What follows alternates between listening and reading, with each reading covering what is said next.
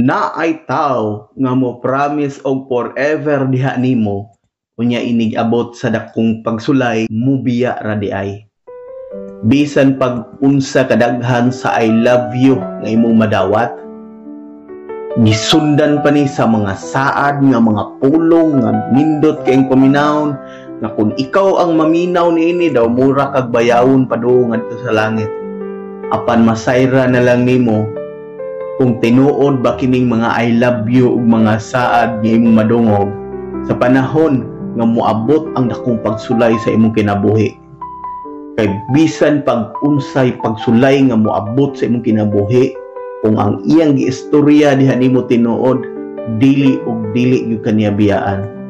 Pero kung ang iyang istorya sa imuha gikan lang siyang baba og sukwahi sa iyang binuhatan, usa ka panahon ni ana ang iyang gipanulti, iya ra nang talikdan.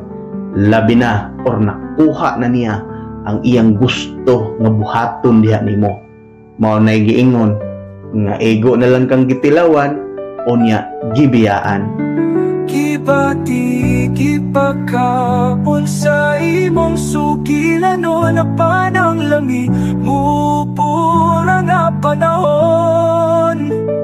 Tilaw ra di ay, tilaw ra di ay, gibutang sa akong kasing-kasing unya gibuhat